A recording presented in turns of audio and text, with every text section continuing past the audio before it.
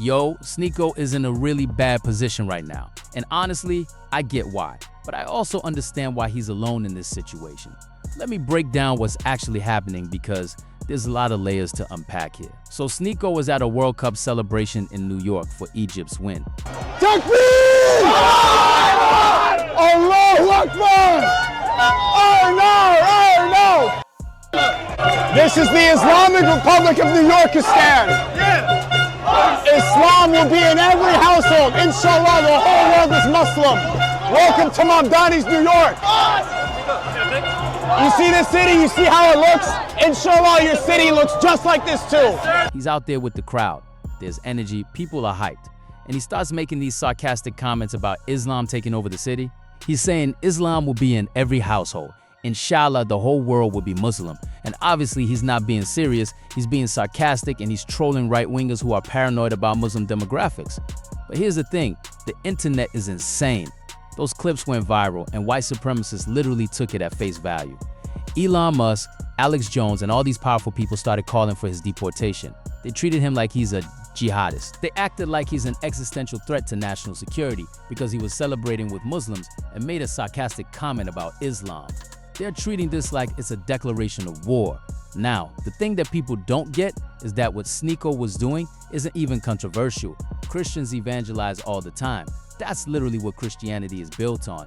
Go forth and spread the gospel. Jesus' literal last command to his followers was to evangelize. Jehovah's Witnesses go door to door. Dominated by Christian. I'm a Christian American nationalist, and white people are demonized by the left, by the Red Green Alliance, by Israel and everybody, and I'm sick of it.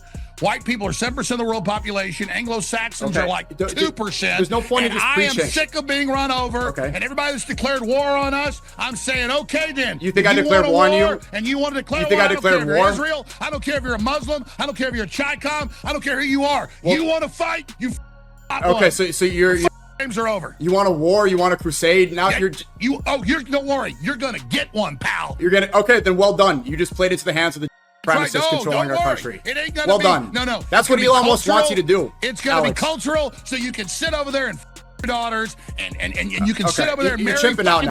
You're chipping out. And you can sit over there and little boys. You're chipping out. We want your out of here. The predominant demographic in Europe, I told you, was white bullshit. Guys. It's not. This 500,000 girls groomed by the Islamics. 250,000 was the estimated number. You just doubled it, and that's completely conflated. 500,000 now. They had it in Parliament. And here's the other thing: 500,000 estimated. You can look at the report. We know Keir Starmer protected them. We know the British leadership are a bunch of. I exposed that. But trying to convert people. They knock on your door and they try to talk to you about their religion. They've been doing this for centuries, and nobody calls for their deportation. Mormons do the exact same thing.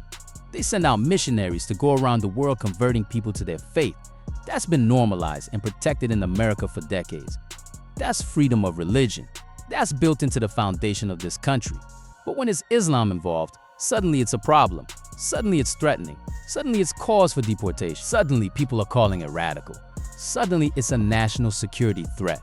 The same thing that Christians do every single day, the same thing that's been protected speech in America forever, becomes terrorism when a Muslim says it about Islam. The hypocrisy is insane. If Sneako said he wanted the world to become Christian, if he said Christianity would be in every household, praise Jesus, nobody would call for his deportation. Elon Musk wouldn't tweet about it. Alex Jones would demand he be deported. It would just be seen as normal religious expression. That's obvious Islamophobia. That's obvious racism. That's obvious xenophobia. Clearly, and anybody with a brain can see through that hypocrisy.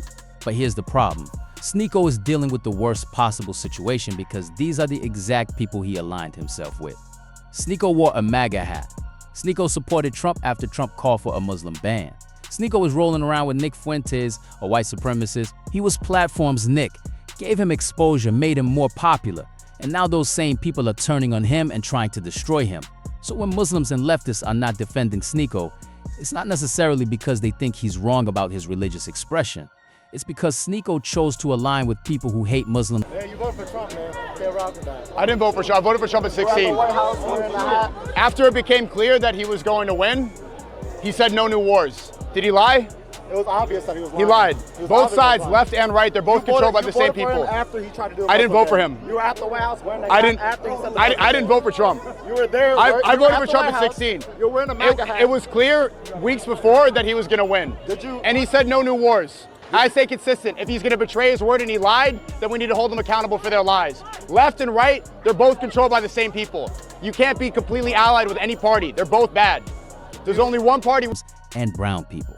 Sneako chose to platform white supremacists. Sneako chose to support politicians who said they wanted to ban Muslims from entering the country. And now those people are attacking him, and his own people aren't rushing to his defense because they feel like, well, you made your bed. And that's the crux of the issue. Sneako is basically a victim of his own choices.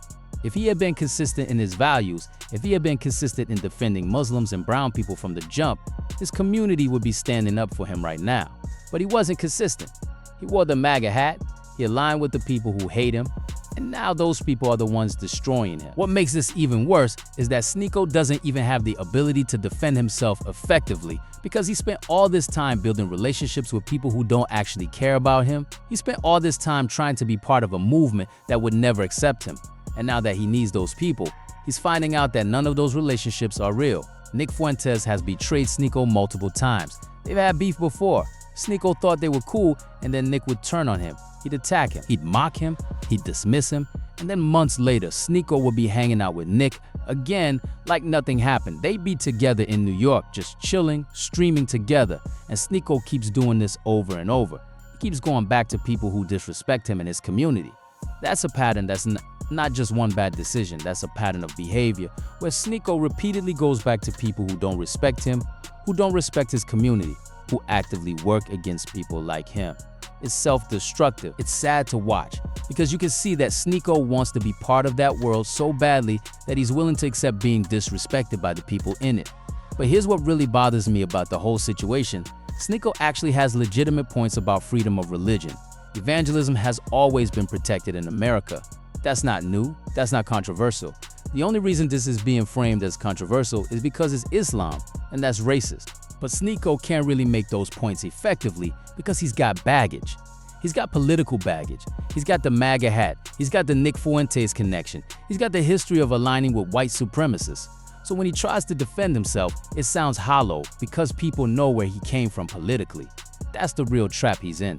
He can be completely right about religious freedom and still not be able to win because he's politically compromised. His own political choices have made it impossible for him to effectively defend his religious expression. And that's what I mean when I say he's on his own right now. The left won't defend him because of his political choices. The right won't defend him because they hate Muslims and brown people, and he's a Muslim brown person. So he's literally stuck in the middle with nobody to defend him. The irony is that Sneako is probably smarter than a lot of people online. He's creative, he's got good instincts sometimes, but he's also made really bad political choices. He aligned with the wrong people. He thought he could be part of that world and still maintain his identity as a Muslim. He thought he could wear the MAGA hat and still be accepted by people who want to ban Muslims. That was never going to work. And now when the consequences come, he's learning that those people don't actually care about him. Elon Musk doesn't care about Sneako. Alex Jones doesn't care about Sneako. Nick Fuentes doesn't care about Sneako. They care about clout. They care about the moment. And once Sneako becomes a target, they're gone. What he should be doing right now is taking accountability. He should be saying, you know what? I made a mistake. I aligned myself with white supremacists. I supported a president who wanted to ban Muslims. I was wrong. And then maybe, just maybe, his community would rally around him. Maybe the people who care about him would defend him. But instead, he's defending his choices. He's trying to justify why he wore the MAGA hat. He's trying to defend his political positions. And that's just pushing people away. More, the reality is, Sneako had freedom of expression. He had the right to say what he said at that World Cup celebration. That's true. But that also means he has to deal with the consequences of his political choices. He can't wear the MAGA hat and then be surprised when white supremacists attack him. He can't align with Nick Fuentes and then be shocked when those people turn on him. Actions have consequences. Alignment has consequences. And Sneako is learning that the hard way. What's sad is that he's in a position where he could be a powerful voice for religious freedom. He could be a powerful voice for defending Muslim expression in America. He could be a powerful voice against Islamophobia and racism. He could be leading the charge against double standards and discrimination. But he's compromised himself politically. He made choices that make it impossible for him to be that voice effectively because he spent years aligning with the exact people who are now attacking him. So Sneako's in this weird position where he's being attacked by white supremacists for something that's actually protected speech. Constitutional protected speech. He's being called extreme and radical for doing what Christians do every single day without consequence. And he's not being defended by his own community because of his political history. The attackers are hypocrites because Christians evangelize all the time and nobody calls for their deportation. Muslims express their faith and suddenly it's a national emergency. That's the reality of discrimination in America. But Sneako doesn't have the moral authority to call that out effectively because he aligned with the people doing the discriminating. But none of that matters to Sneako right now because he's alone. He's got no allies, he chose the wrong side, and now that side is destroying him. And the people he rejected are not going to defend him because they feel like you made your choices, now live with the consequences. He's getting no love from the Muslim community because they see him as someone who tried to become part of the MAGA movement. He's getting no support from the left because of his political alignment. And he's getting attacked by the right because they're white supremacists who hate Muslims. He's caught between all three worlds with nowhere to go. That's the trap. That's the position he's in. And honestly, I don't see how he gets out of it without completely reversing his political positions, publicly apologizing for aligning with white supremacists and asking his community for forgiveness. That would take courage, that would take humility, that would take admitting he was wrong. And I don't know if Sneako is ready to do that. Peace out.